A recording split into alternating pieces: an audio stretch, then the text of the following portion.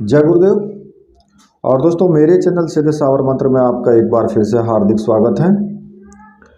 और देखिए, आज मैं आपके सामने जो साधना मैं आपको बताने वाला हूँ वो साधना महाकालेश्वर साधना है। भगवान शिव की एक ऐसी साधना जिससे कि शत्रुओं पर विजय प्राप्त की जा सकती है। आत्मरक्षा के लिए ये साधना आप कर सकते हैं, चाहे वो रक्षा या आत्मरक्षा किसी रोग से हो या किसी व्यक्ति विशेष से हो, या फिर क्योंकि रोग भी तो हमारा शत्रु ही है। मतलब कि किसी भी प्रकार की आपको कोई भी समस्या हो तो आप इस साधना को कर सकते हैं। शत्रुओं पर विजय प्राप्ति के लिए, सर्व रोग समाप्ति के लिए, या फिर आत्मरक्षा के लिए ये महाकालेश्वर साधना आप कर सकते हैं। क्योंकि भगवान शिव का जो स्वरूप है वो अपने आप में पूर्ण रूप से क्रोधमय स्वरूप है। उनके जो ये महाकालेश्वर का स्वरूप है, और उनके इसी क्रोध और प्रचंडता से साधक के शत्रु भयभीत और निस्तेज हो जाते हैं। ठीक है, भगवान महाकाल अपने जो साधक हैं उन पर हर संकट से उनकी रक्षा करते हैं। खतरे की घड़ी में उनकी हर प्रकार से और हर खतरे से रक्षा करते हैं। यदि शत्रु आपकी जान के पीछे पड़ गए हों तो भी इस प्रयोग से उनकी जो बुद्धि है वो पलट जाती है और वो आपका रास्ता तकना छोड़ देते हैं और वो शांत हो जाते हैं। किसी भी प्रकार की कोई भी अकस्मात जैसे दुर्घटनाएं होती हैं, वो अकस्मात दुर्घटना आपके साथ नहीं हो सकती है बिल्कुल भी। इस प्रकार की जो साधना है वो रक्षा कर्मियों को या फिर प्रतिष्ठित व्यक्तियों को ये साधनाएं जरूर करनी चाहिए। और क्योंकि ऐसा होता है ना कि अकारण ही उनके शत्रु बहुत होते हैं।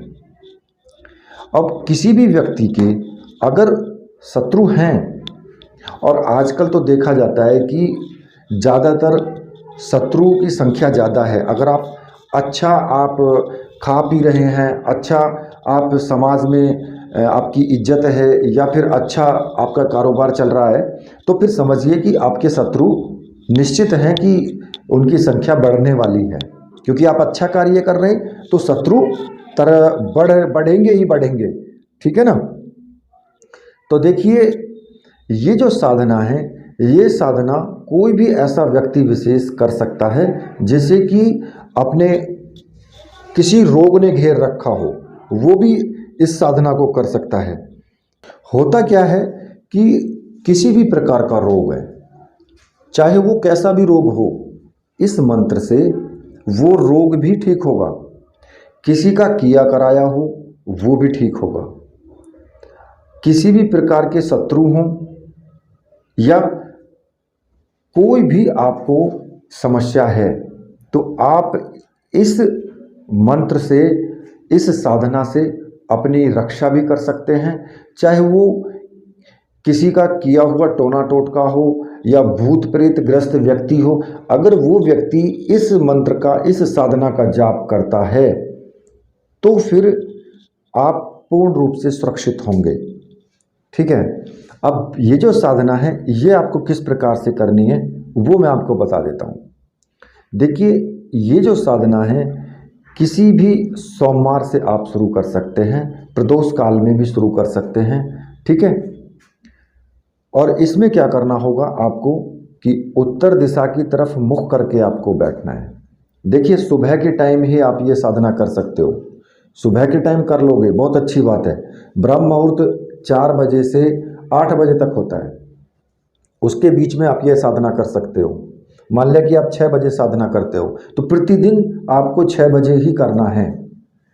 साधना आपको 6 बजे ही शुरू करनी है, एक नियम से होना चाहिए।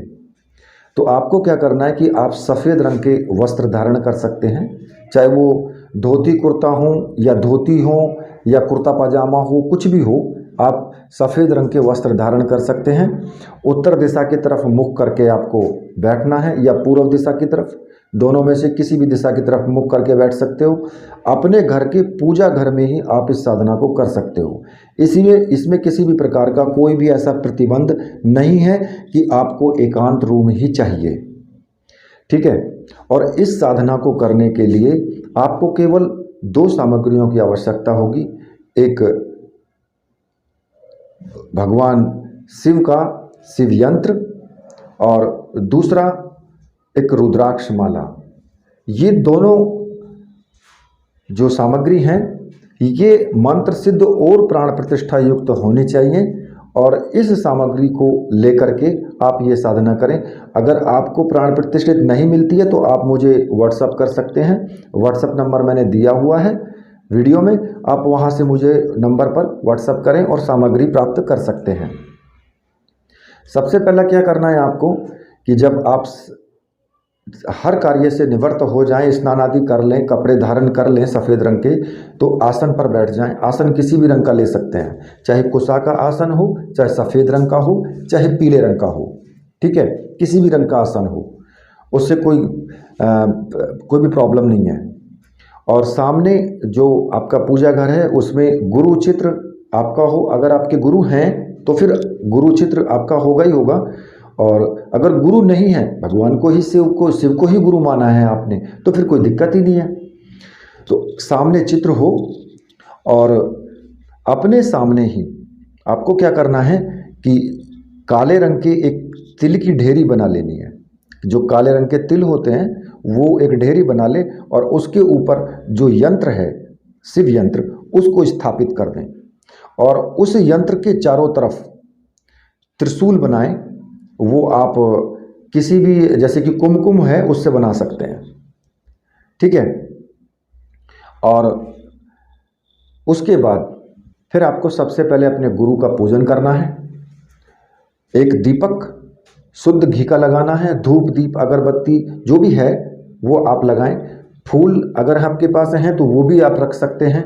नैवेद्य यानी कि आप जो मिष्ठान यानी कि उनको प्रसाद के रूप में जो आप रखना चाहते हैं वो रख सकते हैं। अब वो आप कुछ भी रखें, कोई दिक्कत नहीं है उसमें, ठीक है। और कुमकुम या फिर सफ़ेद चंदन, उससे आप भगवान को तिलक करें, गुरुजी को तिलक करें, ठीक है, टीका लगाएं और मुख्य रूप से उनका एक छोटा सा पूजन कर लें। उससे ज़्यादा करने की आवश्यकता नहीं है, एक छोटा सा पूजन कर लें, धूप दीप दिखाएं, पुष्प चढ़ाएं, टीका लगाएं, नैवेद्य चढ़ाएं और उसके बाद गुरु मंत्र की एक माला का जप कर लें, ठीक है। अगर गुरु नहीं है आपके, भगवान शिव को ही गुरु आपने माना है, तो फिर आपको भगवान शिव का ही पूजा करनी है और जो यंत्र है उसका भी आपको पूजन कर लेना है। वही कि इस पर यंत्र को टीका लगाएं, उस पर चावल भी चढ़ा सकते हैं, उस पर पुष्प भी चढ़ा सकते हैं। इस प्रकार से भगवान शिव से प्रार्थना करें कि हे प्रभु मेरे सभी संकटों का निवारण करें और मैं आपकी साधना करने जा रहा हूँ, ठीक है। और फिर आपको जो रुद्राक्ष की माला है उससे आपको जिस मंत्र का जाप करना है वो 21 माला का आपको जाप करना है और 21 दिन तक लगातार आपको जाप करना है। 21 माला का जाप करना है और 21 दिन तक लगातार जाप करना है रुद्राक्ष की माला से।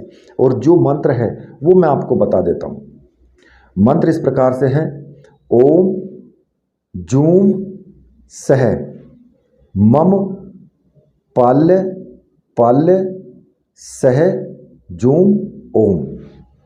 तो इस मंत्र का आपको जाप करना है और मंत्र का जाप जो होना चाहिए वो होना चाहिए ओम जूम सह मम पाल्य पाल्य सह जूम ओम।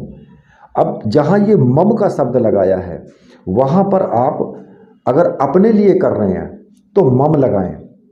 अगर किसी दूसरे के लिए कर रहे हैं, जैसे कि घर परिवार में कोई भी व्यक्ति ऐसा है जो बीमार है, जिसके ऊपर किसी भी प्रकार की समस्या है, अगर आप उसके लिए करना चाहते हो तो मम की जगह आपको उस व्यक्ति का नाम इसमें बोलना होगा, ठीक है। मम को हटा करके फिर आप उसमें उसका नाम जोड़ें कि मैं उस, जब आप उसमें नाम जोड़ देंगे तो वो उसी व्यक्ति के लिए काम करेगा ये मंत्र फिर, ठीक है। बाकी अनुष्ठान तुम कर सकते हो। तो आपको इस मंत्र की 21 माला का जाप करना है और 21 दिन तक आपको लगातार करना है। ठीक है, उसके बाद आप साधना को समाप्त कर सकते हैं और लास्ट में आप छोटा सा हवन कर सकते हैं। थोड़ी सी आम की लकड़ियां लेकर के और सामग्री ले ले और एक मंत्र बोलते हुए आप उसमें आहुति दे करके इस साधना को पूर्णता दें। लेकिन साधना में जब आप साधना करें, साधना काल में आपको पूर्ण रूप से ब्रह्मचर्य का पालन करना है, पूर्ण रूप से सात्विक आहार आपको लेना है, मन वचन कर्म तीनों चीज़ों से आपको पवित्र रहना है, क्योंकि साधना है तो साधना के हिसाब से ही आपको रहना भी होगा, तभी साधनाएं संपूर्ण भी होती हैं। वरना तो फिर आप मंत्र जाप करते रहो, कुछ भी फल नहीं मिलता है। साधनाएं क्यों सिद्ध नहीं होती हैं ये भी मैं आपको बताऊंगा, कभी फिर दूसरी वीडियो में मैं बनाऊंगा तो मैं आपको बताऊंगा कि साधनाएं वास्तव में क्यों सिद्ध नहीं होती हैं जल्दी से। ठीक है, तो जब आप ये साधना करेंगे तो पूर्ण रूप से, जैसे कि किसी को धोखा ना देना, झूठ नहीं बोलना, गलत नज़र से किसी स्त्री पर नहीं देखना, ये सब चीज़ें बहुत महत्व और मायने रखती हैं। क्योंकि जब आप साधना करते हैं तो साधना में शक्तियों का पूर्ण रूप से आपके ऊपर नज़र होती है, शक्तियों की आप क्या कर रहे हैं, क्या सोच रहे हैं, क्या आपके मन के अंदर है, क्योंकि शक्तियाँ तो आपके मन के अंदर बैठी है ना, और मन से सोच रहे हैं तो अंदर ही अंदर वो उनको भी पता लग रहा है। तो इसलिए आप ये ना सोचें कि हमें कोई देख नहीं रहा है, भाई तुम्हारे मन के अंदर ही बैठी हैं, तुम्हारे शरीर के अंदर बैठी हैं, सिर्फ उनको जागृत करना है। असली साधना का मतलब यही होता है। तो देखिए, साधना काल में पूर्ण रूप से इन चीज़ों का पालन करें और साधना को पूर्ण करें। आप देखेंगे कि बहुत तीव्रता के साथ में जल्दी ही उस रोगी को आराम मिलना शुरू हो जाएगा। ठीक है, ऐसा तो नहीं है कि 21 दिन करा और 21 दिन में ही हो जाएगा, थोड़ा सा टाइम तो लगता है, लेकिन जल्दी ही उसको आराम मिलना शुरू हो जाएगा।